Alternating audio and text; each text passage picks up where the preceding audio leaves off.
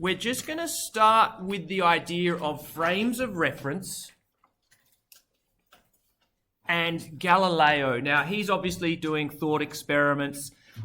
A lot of scientists in this topic are doing thought experiments because we can't actually get up to that speed with large macroscopic items, but smaller particles, protons, ions, electrons, they can actually travel very, very fast, and all of the effects are witnessed with them. Okay, so we can look back to Galileo.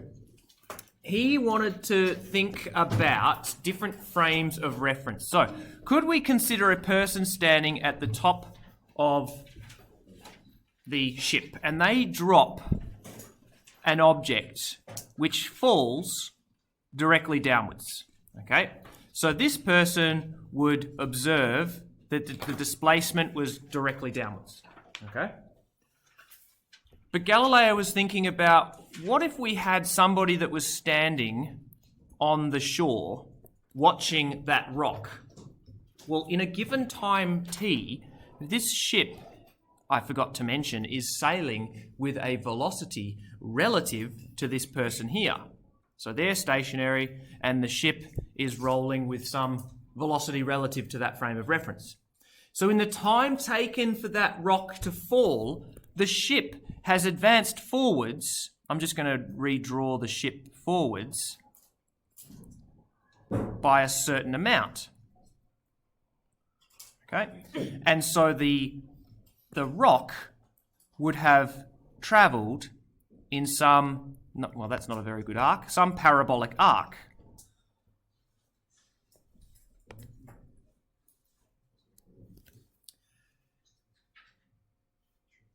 What Galileo was trying to battle with is how Mr. Murray could draw such a poor quadratic, because I haven't drawn my displacements very well vertically. Since these two people are in different reference frames, their velocities are different relative to each other. The argument is, who is correct?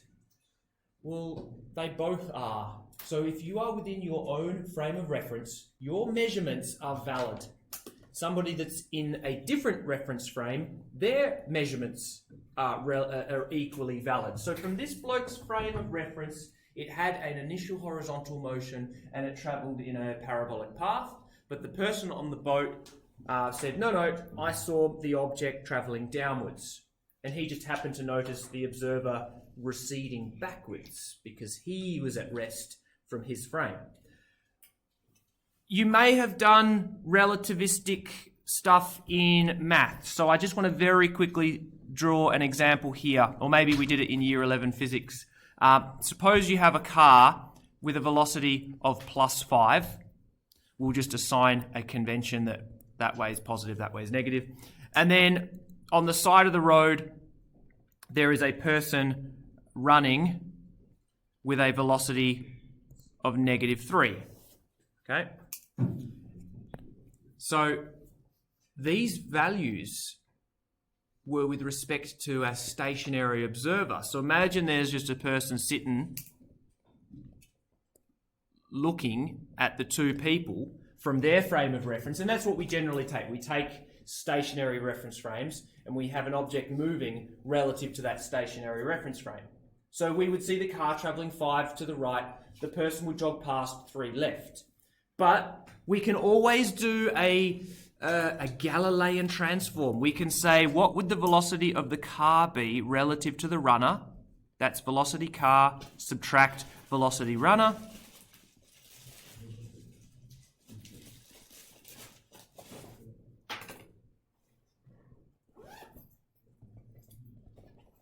Okay, so the runner would see the car travelling towards him, or in fact travelling rightwards at 8 metres per second from his frame. Okay? In the textbooks, they often talk about you could be in a car travelling at 100 kilometres per hour with respect to the stationary reference frame, but you could say I'm stationary and the world is travelling beneath me at 100 kilometres per hour in the opposite direction to my relative motion. All right? And so inside your car, everything is at rest with you. You throw a ball up in the car, it goes up and it comes back down. Somebody standing on the side of the freeway would see this massive arcing parabola. Okay? So what Galileo struggled with is that reference frames, inertial reference frames, basically says who's correct. We can't say which one is correct. So let's just go back to, I'll show you how absurd it can become. What if there was a seagull flying past the ship in the opposite direction? From his frame, he could take measurements, and he would be equally valid. What if we then realise that this ship is on a lump of rock that's rotating, and at the equator it's rotating at 1,600 kilometres per hour? So somebody outside of the Earth would say, oh, it's 1,600 kilometres per hour plus the velocity of the ship. That's what they saw the ship moving. Well, that rock is travelling around at about 40,000 kilometres per hour around the sun. So what if somebody was standing near the sun and watched the ship? They would see, relative velocity additions. Outside of our galaxy, or outside of our solar system, we're now travelling around the spiral arm of the Milky Way galaxy at hundreds of thousands of kilometres per hour. Who's correct? Is there one spot in the universe where we could say, right, they are the arbiter of what is correct and what is not? Well, no. You'll never be able to find a reference frame that has absolute zero velocity. All right. Now, Einstein took this Galilean principle and he developed it further when he looked at special relativity. Basically, there is no frame of reference that is considered better or more valid than any other. Okay, so when we're taking measurements, if you're in your reference frame with the observation, then your observation is equally valid as somebody flying past at relativistic speeds or very, very fast. Okay, so just remember that, the Galilean principle of relativity. I may have stolen this little icon from a textbook. Now, also, I think... No, I haven't. I went to a PD a few years ago, and it was Professor Igor Bray, who used to teach nuclear physics at Murdoch University. He's now teaching at Curtin University. He was running this little professional development on special relativity and how you could properly teach it at a Year 12 level. He gave us a link to a Curtin set of lectures, and I've borrowed, he said you could, it was fine. I've borrowed some of his, obviously this here is not really in the syllabus, but a Galilean transform basically says that the laws of mechanics has to be the same in all reference frames. So if we could observe doing the relative velocity and say, all right, I see this car travelling that way with a different speed, then the laws of physics should be obeyed in that. So the things like momentum, things like energy. Now you'd think, well, hang on, if two cars are travelling towards each other at, let's say, 50 kilometres per hour in opposite directions, right? You can actually do a Galilean transform to figure out the relativistic energy of that car if you are at rest. It ends up agreeing, all right? You could do them separately, half mv squared, that's the total mechanical energy. Bang, and they crash. If you took a Galilean transform and said, car 1 is stationary and that car is now travelling at twice the speed, you would think, hang on, twice the speed and then we're squaring it. But it ends up, if you do the mathematics, energy is conserved, all right? So the laws of mechanics has to agree in all inertial frames of reference. An inertial reference frame is one that is not accelerating. So you might wish to just highlight. This is where we can go. Special relativity. Special relativity. Okay? If we have accelerated reference frames, the maths gets a little bit too tricky for a Year 12 level, and it turns into general relativity. All right? So in a lot of these scenarios, you're not worrying about how did that spaceship get up to 90% the speed of light. It's just, oh, look, there goes a spaceship whizzing past at 90% the speed of light. We don't look at the accelerating phase because the maths that we are going to learn do not apply to non-inertial reference frame, which is when you're accelerating, okay? Or if you're in very, very strong gravitational fields. That is what Einstein was looking at with general relativity, very strong gravitational fields and acceleration. So,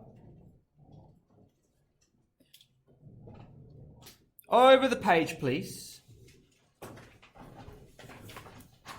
Accelerating bodies, again, as I said, let's just write it here. General relativity, not in syllabus.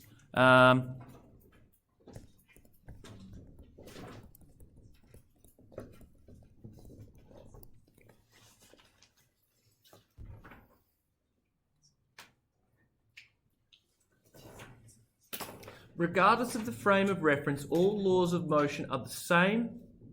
Principles such as conservation of energy, increase in momentum can be calculated. There's another nice little thought experiment that said, suppose that you were in a box. Whoa. You were in an elevator that was accelerating in space upwards at 9.80 meters per second squared. There is no experiment that you could do inside that box to prove that you were not actually just in a box on Earth where the field strength was 9.8 newtons per kilogram downwards. For all you know, in this classroom right now, we could be in a box that's whizzing through space, all right, at a rate, accelerating through space at a rate of 9.8 meters per second squared, okay? We throw an object up, and it seems to slow down and then accelerate back down. Well, that's just the inertia of the object as we continue to accelerate. All right. Meanwhile, we're developing all these rules saying, oh, I think Fg equals gmm on r squared, and we must be on a lump of rock, blah, blah, blah. There's obviously a setback to this thought experiment that eventually we would reach this limit, 3 times 10 to the 8. We cannot just keep accelerating indefinitely. Okay? This is, again, straight out of the textbook. You're in a car travelling north. You could argue that you're stationary and the Earth is just travelling south underneath you. Okay? All we need to realise is in inertial reference frames, all of the laws of physics work. They agree. We don't break any of the rules. All right. We're just going to speak very quickly about how humans have attempted to try and measure the speed of light. For a very long time, people thought that light was infinitely fast. It was infinitely fast. I'm trying to think of the word. So there's some really silly experiments way back, 400 years ago. This bloke had these detonating charges that would create a flash of light, and he got these people by the flash of light, and he put a mirror off to the side so that the light had to travel a little bit longer to bounce off the mirror and then be reflected to the observers. Bang! All right. Did you see any differences in the flashes of light? Did one take longer or shorter? No. Humans could not perceive light travelling. There was no noticeable lag between the two. Okay, so that was a very funny way of trying to... His experiment, now Galileo tried putting 2 lanterns a mile apart. Nah. Galileo could surmise if light was infinite. If it wasn't infinite, it was fast, and our experiments were destined to fail. Then, Danish astronomer Ole Romer, he entered the fray.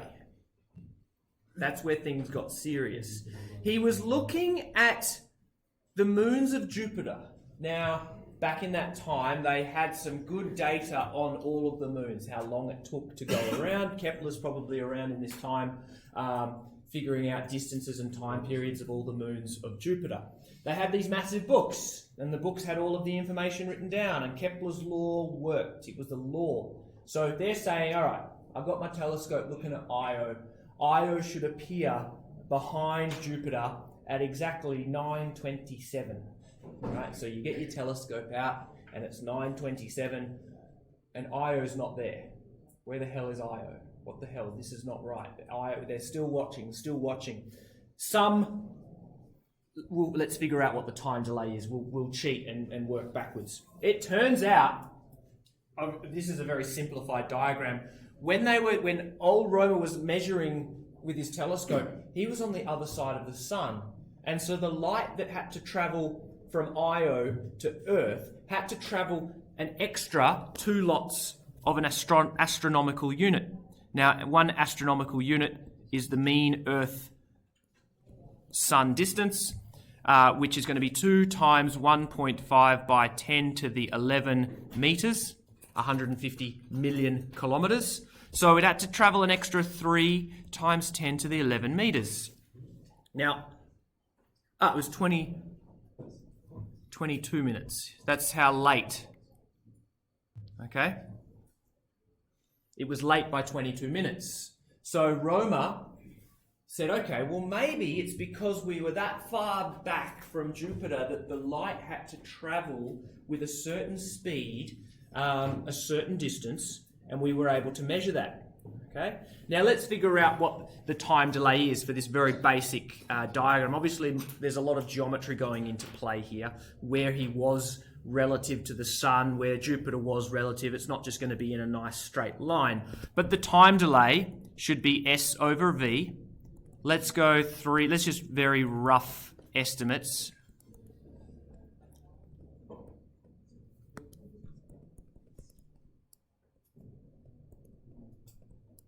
So roughly 1,000 seconds, all right? So 3,600 seconds in an hour, so we're talking about a quarter of an hour approximately. That was the time delay, okay?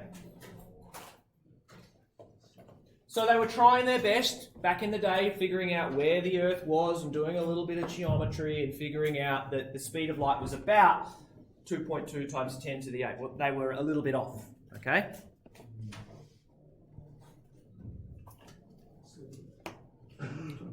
In fact, hang on, let's keep reading. It's less to do with a mistake on his part, more to do with the fact that the accepted diameter of the Earth and Jupiter's orbits were off when Romer was doing his calculations. So Romer was wrong because other people weren't as awesome at science. If you put in the corrections, then his estimation is nearly spot on. Okay. Now, again, I'd love for a question like this to come up in the WACE exam. There's another really interesting way to try and measure the speed of light, and this is called stellar aberration.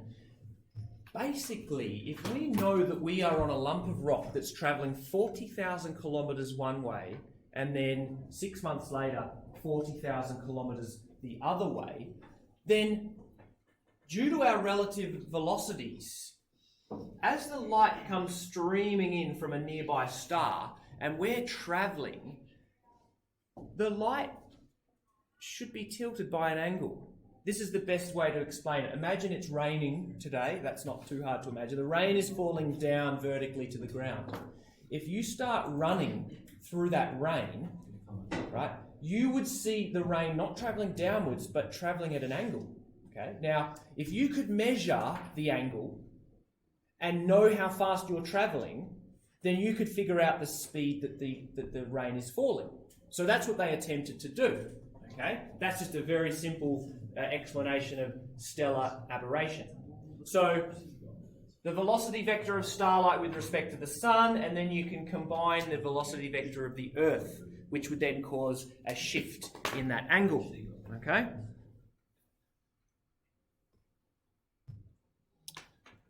Hippolyte Louis Figeac, he did something cool, and so did Leon Foucault, who was, his pendulum was the famous Foucault pendulum.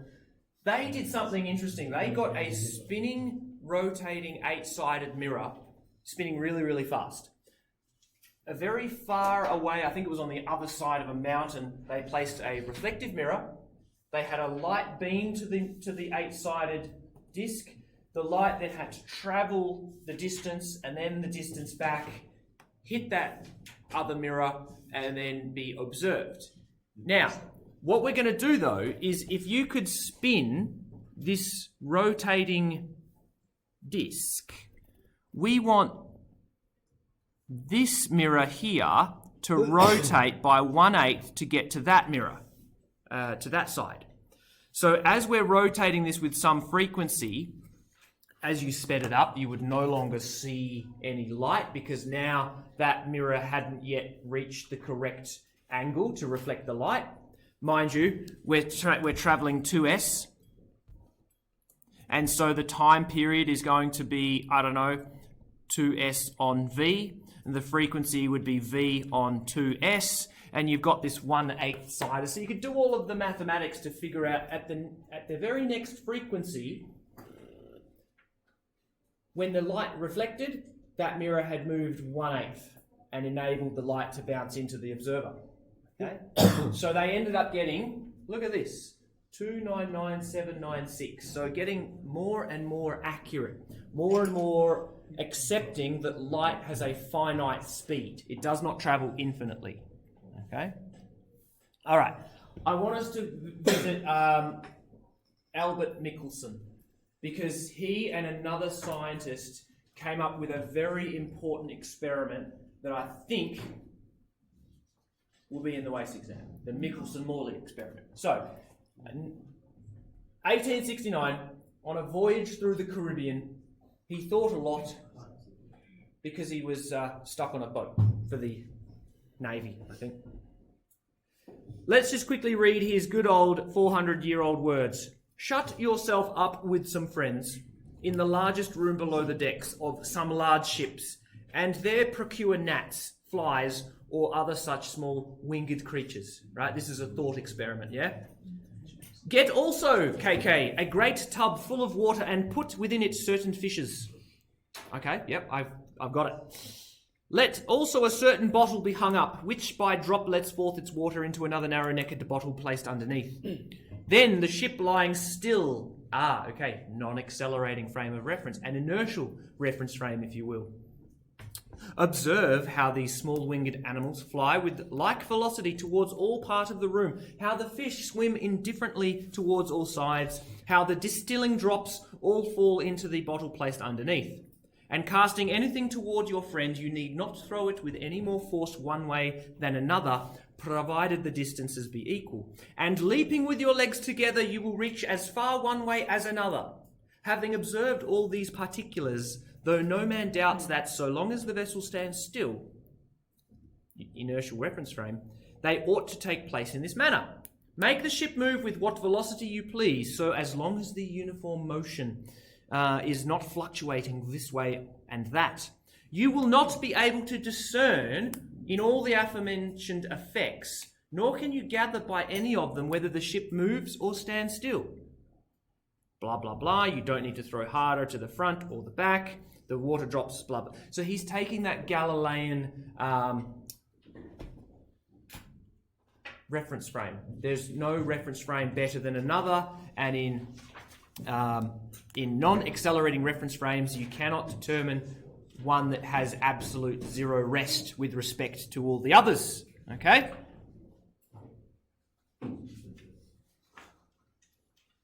What else? Also the air. I mean, if those things be shut up in the room, but in case those things were above the deck in open air and not obliged to follow the course of the ship, differences would be observed. The smoke would stay behind. Okay. So, Mickelson became an instructor in physics and chemistry at a naval academy. Lieutenant Sampson suggested it would be a good idea to redo Foucault's measurements of the speed of light with greater accuracy. Okay, so instead of 60 feet, he got 2,000 feet along the bank of the Severn to an accuracy of 1/10 of an inch. High-quality lenses. His final result was very, very low, 20 times more accurate. Well, here's the thing. We didn't really know how accurate it was because no one had really established what the speed of light actually was. So it ended up being 20 times more accurate. And that was the accepted value for the next 40 years. Okay. Oh, by the way, what time was it? 1875. Maxwell did his famous equations in the late 1800s that came out with, you know, even more accurate. Maybe it was the early 1900s for 40 years. Okay, so this is where we're getting to his famous experiment. We've got to do a little bit of setting up a model which has predictions which can then be observed by experiment, right? That's the scientific method. You've got a model, the model puts forward certain predictions, you then create an experiment to see whether the predictions are true or not. So, at the time, they didn't realise about this transverse self-propagating electromagnetic non-mechanical wave. Maxwell was 30 years after that. Their understanding of waves is that you need a medium for waves to travel through. Sound, pressure, strings, violin strings, they all need a medium, okay? So it wasn't too much of a leap to think that maybe light needs this medium to travel through, okay? Sound like, you know, liquids, water, solids like steel.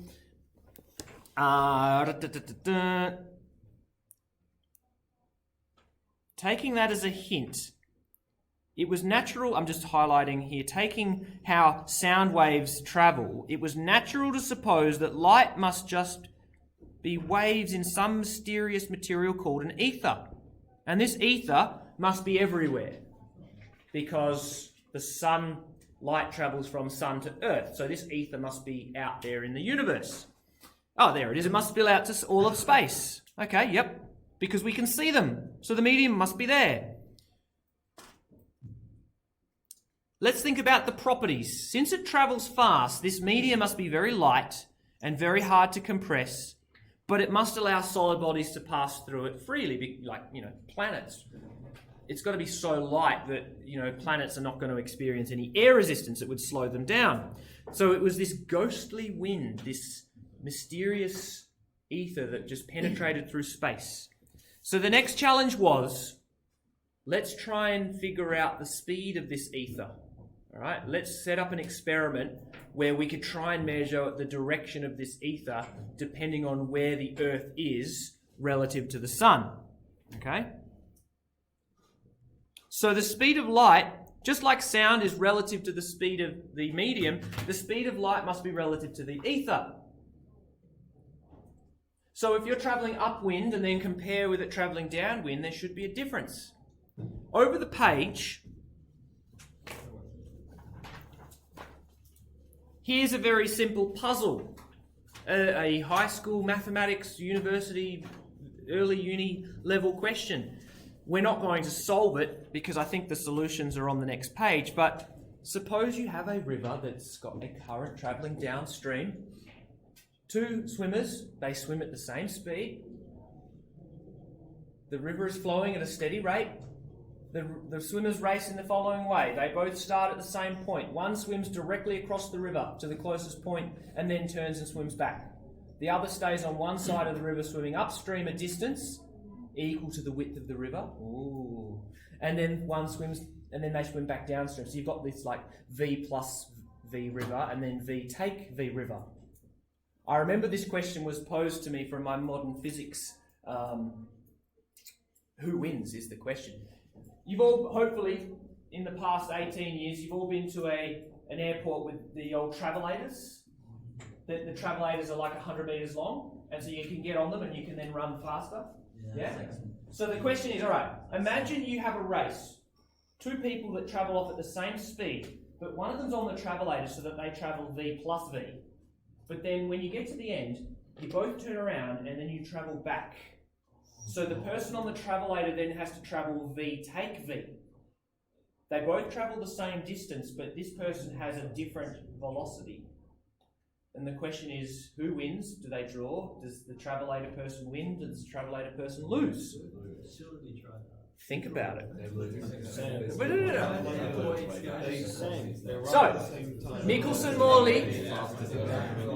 Nicholson-Morley just took the travelator race and put the travelator sort of sideways. So you had to sort of run at some angle, okay? I believe I've got... Oh, don't I have the solutions? I think I've got the solutions. Okay, so that was, guys, listen in please. That was the model, the swimming upstream, downstream the river, swimming across, who wins when they return back. So it turns out that the person that swims across wins by a certain amount. And that amount depends on the speed of the river and the speed of the swimmer. Okay? So with that in mind, the Mickelson-Morley experiment was trying to figure out that if you could send a beam of light one direction relative to the ether and a beam of light at 90 degrees relative to the ether, the one that swam upstream and downstream should return later. There would be a time delay. And so we've got this famous experiment that used interferometry. Now, interference of two beams of light. Interferometry appears in many different experiments. We kind of looked at it with the double slit experiment, with Poisson's diffraction pattern. We were looking at when the light arrived in phase, it was bright, and when it was out of phase by one wavelength, it was dark. Okay? So, this interferometry, have a look at the diagram. Here's our light source. It strikes a half-silvered mirror, so you can throw silver nitrate or silver something onto a piece of glass whereby 50% of the light will pass through and 50% will be reflected. Okay? So, it travels equal distance and returns back. Again, at this point, 50% will pass through, 50% will be reflected. So you don't get all of your light to our little telescope, but you get enough that you can see whether they arrived in phase or whether they were arrived out of phase. Okay? Now, this experiment was placed on a pool of mercury, so it actually floated atop mercury so that it could be slid around, and mercury has very nice sort of dampening properties that you don't get any vibrations. If you set this experiment up in this class, the noise and the vibration and the air currents and a truck going down Stirling Highway would cause vibrations and you wouldn't be able to see any interference patterns. So that's how delicate it was required. Okay? Now, Mickelson and Morley was saying, okay, we know that we are on a rock that's travelling 40,000 kilometres that way, and then in 3 months' time, we are at right angles, 40,000, and then 3 months' time at right angles. So they had to take these measurements at different times of the year, knowing that 6 months later they were travelling 80,000 kilometres per hour difference relative to this ether. Okay? So now imagine that you're setting off on a swimming race,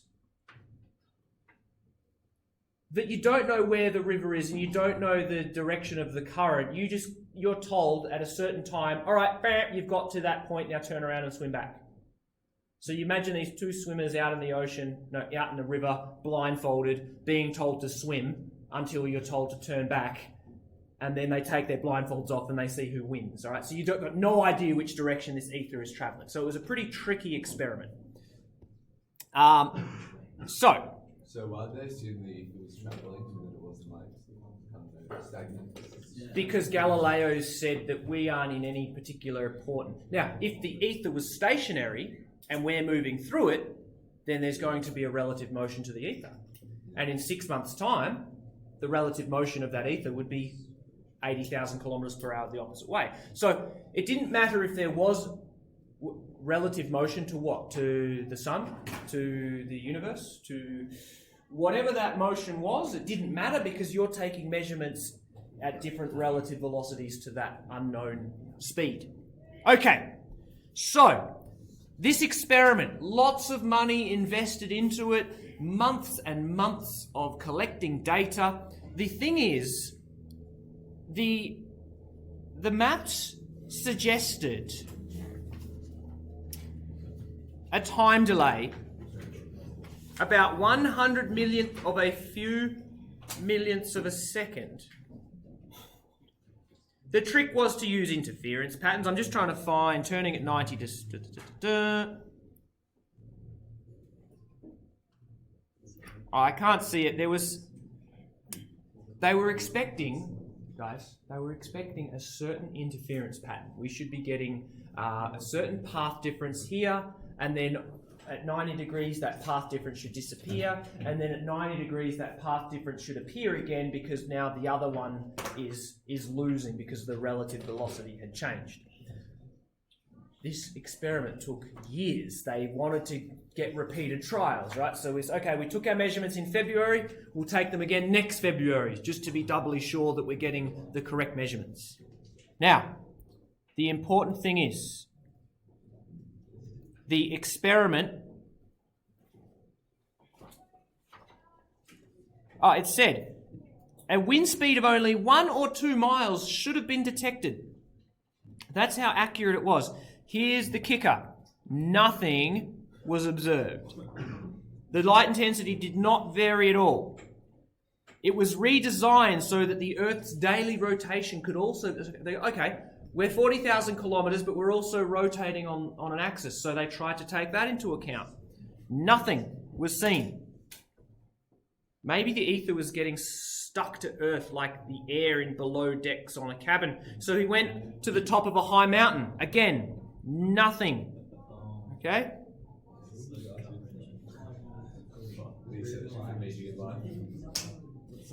It couldn't be stuck. Maybe that he was thinking like a fluid, that maybe the ether is getting stuck to the Earth as it travels, like air would get stuck to the side of a golf ball or something.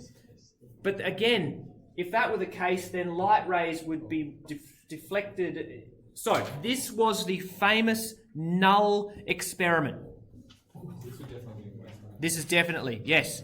The consequence.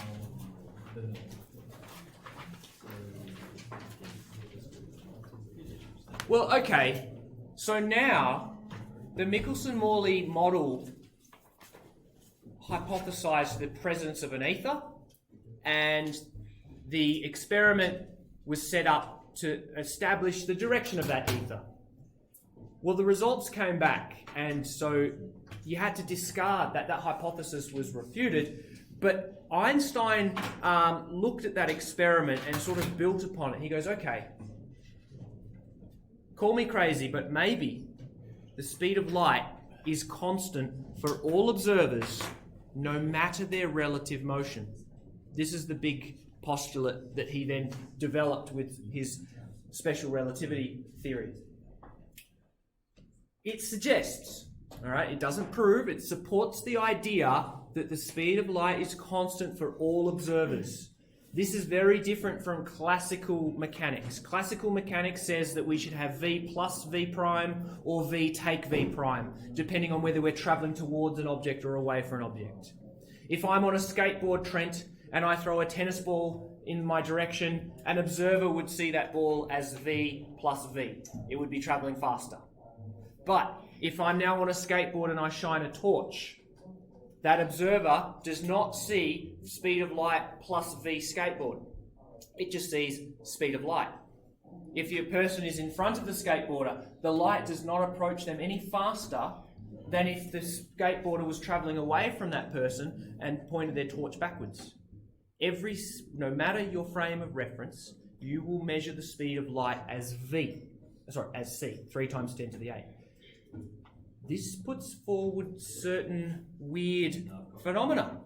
If everyone's measuring the speed of light as the same, what happens as you start to approach the speed of light? And this is what Einstein thought about. Again, he cannot do experiments. They're called Gedankens. It's a German word for thought experiment. So he would try to imagine what the laws, or what would it look like if you could travel alongside a photon of light? What would it look like ahead of you? What would it look like behind you? Okay, so we'll leave it here. I need you to recognise that the Mickelson-Morley was a very famous experiment. It was a null experiment that came out with no relationship, but it brought forward a postulate that the speed of light is constant for all observers. So, we will end with Einstein's 2 postulates. You need to know them. You need to know that number 1 is about the Galilean relativity, and postulate 2 is about the invariance of light. It does not vary. Okay? Now, do I have 0 minutes or 5 minutes? 0. Guys, depending on which book, please. This was taken from the Heinemann Stage 2 Physics. You've got Nelson over there. You've got the Pearson books at home. They might be worded slightly, okay?